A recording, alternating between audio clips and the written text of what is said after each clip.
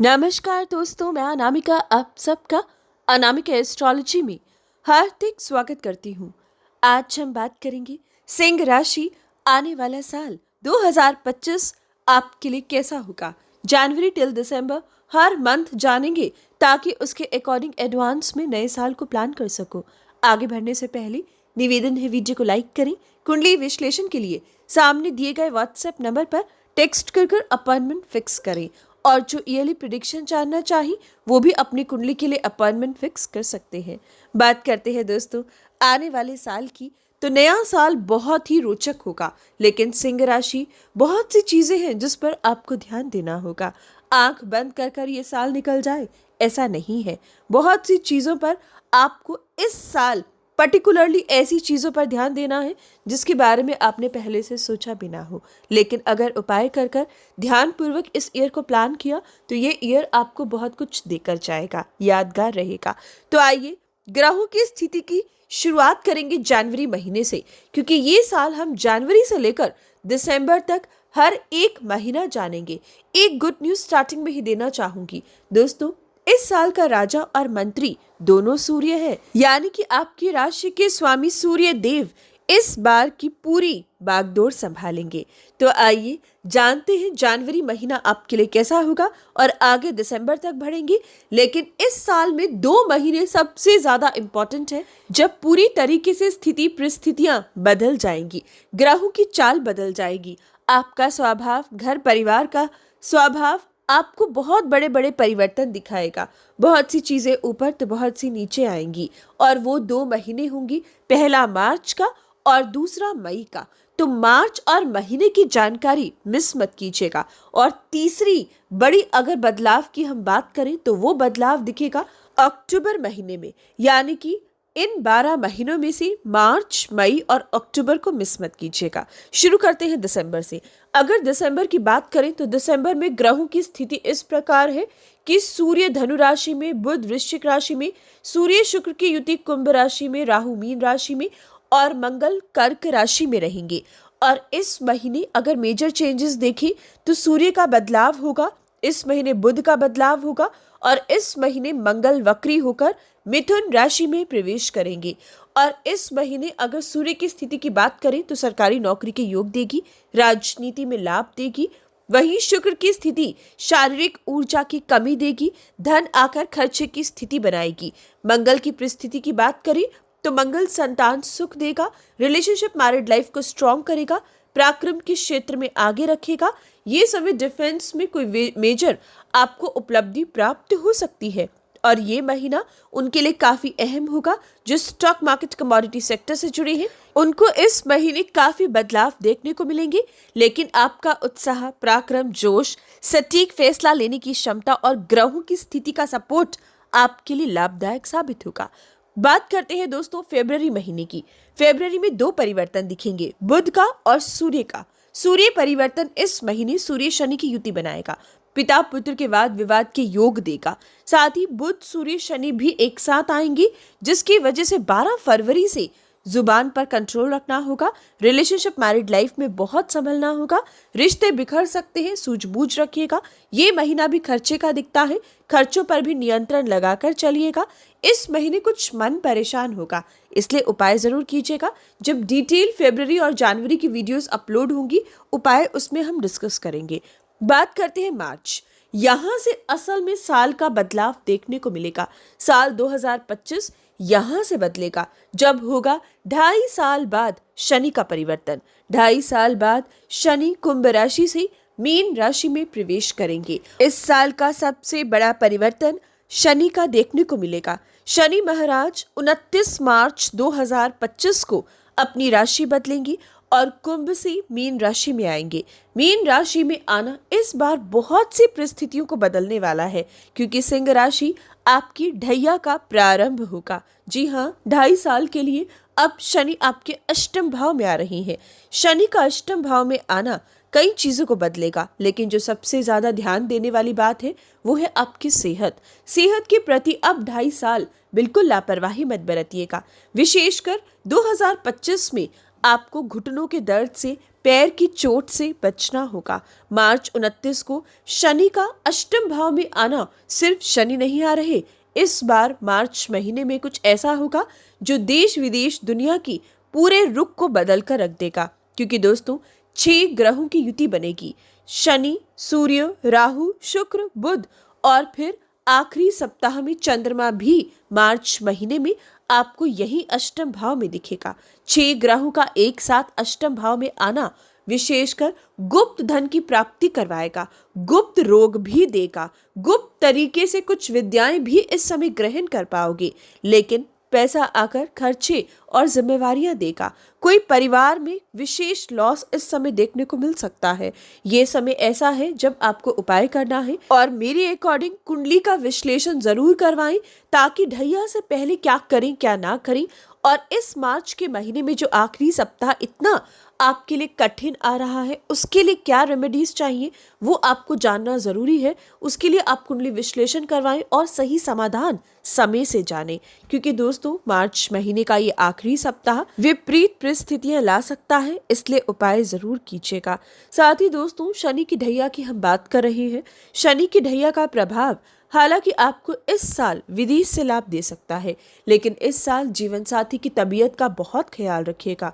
जीवन साथी संबंधित वाद विवाद या दूरियों तक के योग बन सकते हैं, और अगर आपकी जन्म कुंडली में भी 7th हाउस पीड़ित है तो और अलर्ट रहिएगा, उपाय करिएगा। बात करते हैं अगला महीना, यानी कि दोस्तों अगले महीने की बात करें तो अप्रैल महीने में सूर्य उच्च के हो जाएंगे, बहुत से संकटों से बाहर निकाल देंगे। यानी कि लगभग 14 अप्रैल को सूर्य का राशि परिवर्तन होगा और सूर्य शनि की युति टूटेगी। पिता पुत्र संबंधित कोई चिंता थी तो वो दूर होगी, साथ ही सरकारी नौकरी या राजनीति में कोई प्रॉब्लम थी तो वो दूर होगी। मान सम्मान पर कोई आरोप लगा था तो अब आप उससे बाहर निकल पाओगे, क्योंकि सूर्य 14 अप्रैल को भाग्य स्थान में उच्च राशि में जाएगा, जो आपको सरकारी नौकरी के योग देगा, भाग्य का साथ देगा, कठिनाइयों से बचाएगा और गलतियों से बचाएगा। सूर्य की पोजीशन का बदलना आपको शारीरिक बल भी देगा, अच्छी सोच देगा। ये समय आपके लिए उपयुक्त है। पिता संबंधित कोई चिंता थी तो वो दूर होगी और कई मामलों में आपको सफलता मिल पाएगी। अब बात करते हैं मई की।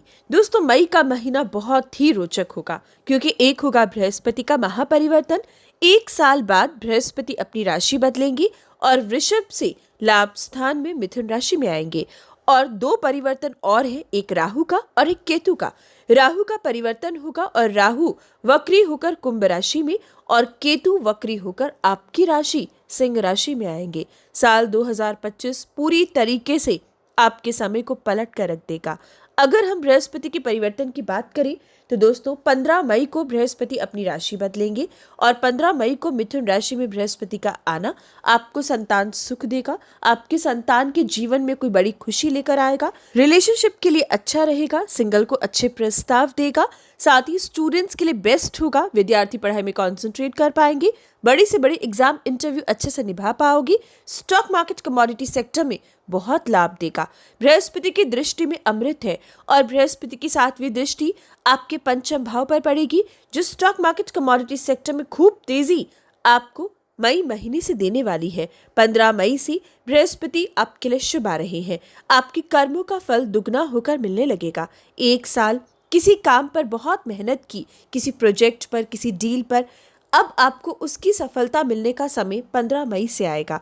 15 मई से बृहस्पति का शुभ होना आपको रुका फंसा हुआ पैसा भी दिलवाएगा।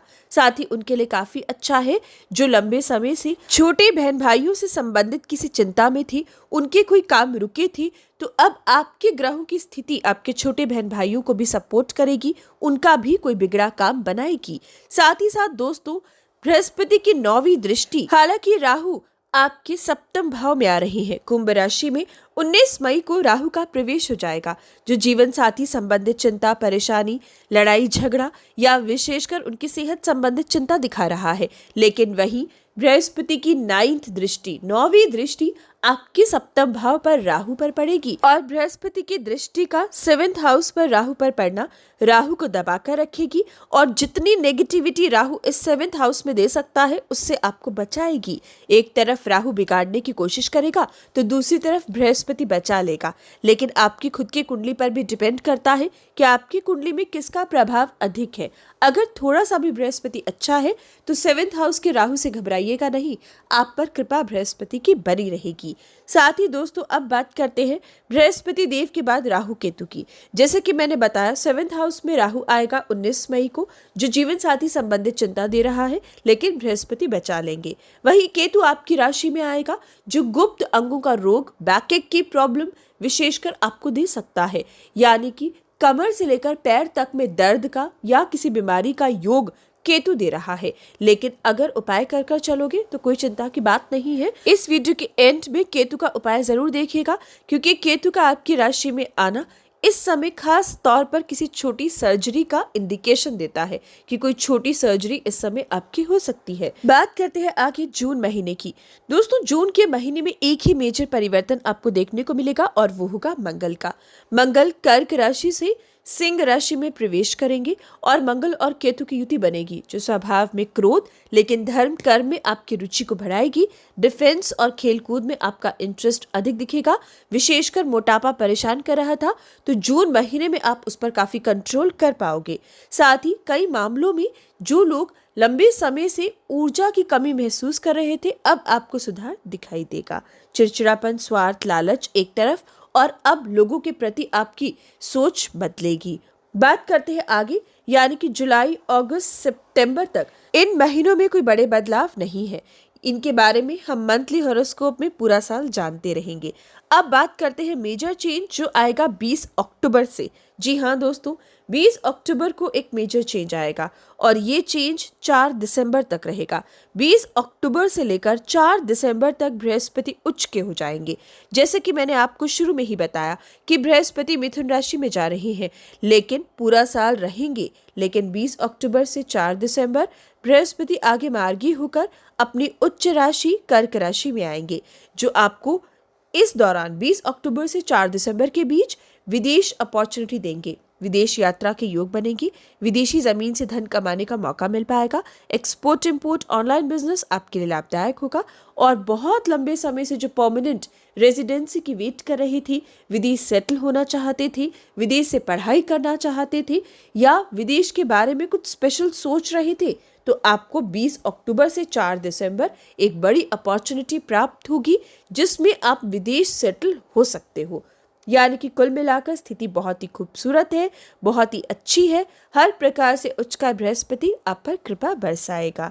अब बात करते हैं जो आपके लिए इम्पोर्टेंट टॉपिक्स हैं, जैसे कि इस साल आपके लिए कौन सी चीजें मिलने वाली हैं। एक मिलेगा संतान सुख। अगर जीवन में संतान की कमी है तो इस साल प्लान करना आपके लिए उपयुक्त होगा। विशेषकर अपनी कुंडली दिखाकर आप प्लान कर सकते हो। ये साल गोचर की स्थिति आपको संतान सुख दे रही है। दूसरी बड़ी खुशखबरी है विद्यार्थियों को, जो इस साल बिल्कुल भी रुकावट नहीं देगी। मेहनत करोगे तो फल जरूर मिलेगा। अगली बड़ी खुशी है रिलेशनशिप के लिए। जो किसी को प्रपोज करना चाहे, रिलेशनशिप में है, आपके लिए ये साल काफी अहम रहेगा। इच्छा अनुसार जीवन साथी चुनने का मौका आपको मिल पाएगा। लाभ की कमी भी इस साल नहीं दिखती है, बल्कि मेहनत का फल दुगना तिगना होकर आपको मिलेगा। अगर आपने 2024 में किसी चीज पर मेहनत की है तो उसके फल से आप निष्फल नहीं रह सकते, उसका लाभ आपको मिलेगा। लेकिन इस साल की गई मेहनत व्यर्थ जा सकती है, या इस साल अगर मेहनत कही तो 4 गुना अधिक करनी होगी, तब जाकर लाभ होगा। क्योंकि शनि की ढैया लगेगी जो किसी न किसी रूप में गति को धीमा करेगी, किसी न किसी रूप में आलस देगी। मेहनत बार बार करोगे तब जाकर फल की प्राप्ति होगी। लेकिन हताश मत होइएगा, अपनी मेहनत डटकर कीजिएगा, उसका फल कहीं ना कहीं मिल ही जाएगा। बात करते हैं दोस्तों क्या नहीं मिल रहा। इस साल खर्चे खूब होंगे। इस साल बीमारियों पर धन खर्च अधिक दिखता है। इस साल जीवन साथी संबंधित कोई चिंता परेशानी बन सकती है। ये साल लंबे समय से आप अपनी सेहत के प्रति अगर पूरी तरीके से संतुष्ट थे तो सेहत को लेकर आपको भी सतर्कता बरतनी होगी। साथ ही ये साल अगर देखें तो पिता पुत्र संबंधित काफी चिंता बन रही है। ये साल लगभग फर्स्ट हाफ आपको मनमर्जी, जिद, स्वार्थ, क्रोध बहुत देगा। इस साल आपको मनमर्जी से बचना है और इस साल आपको अपनों की सुनकर आगे चलना है। बात करें मेजर चेंजेस जैसे कि आपके नए कारोबार की या विशेषकर किसी नए एसेट की, तो ये साल नया एसेट बनाने के लिए, नए कारोबार के लिए उतना उपयुक्त नहीं दिखता है। लेकिन अगर आपकी जन्म कुंडली में योग है तब आप आगे बढ़ सकते हो। गोचर के हिसाब से कोई बड़ा एसेट या इस साल कोई बड़ा आपको बदलाव अपने व्यापार में, अपनी नौकरी में नहीं करना चाहिए। जैसा जो चल रहा है वैसा ही आप चलाते रहें। बात करते हैं केतु के उपाय की, क्योंकि केतु आपकी राशि में आएगा। तो दोस्तों इस साल पक्षियों में अनाज नियम से बुधवार और शनिवार डालते रहें। केतु के उपाय के लिए स्त्रियां कान में सोना धारण कर कर रखें, बाल संध्या के समय बांध कर रखें, और जो पुरुष डाल सकते हैं अपनी कुंडली के विश्लेषण के बाद कान में 1 साल के लिए सोना धारण कर लें। साथ ही इस साल किसी गरीब कन्या के विवाह में चांदी का दान आप संकल्प कर कर जरूर दें। आपके केतु को आप शांत कर पाएंगे। तो दोस्तों ये था आपका ईयर 2025। हर अच्छी बुरी खबर के लिए जय श्री राम जरूर लिखें। Happy new year to all my listeners. धन्यवाद।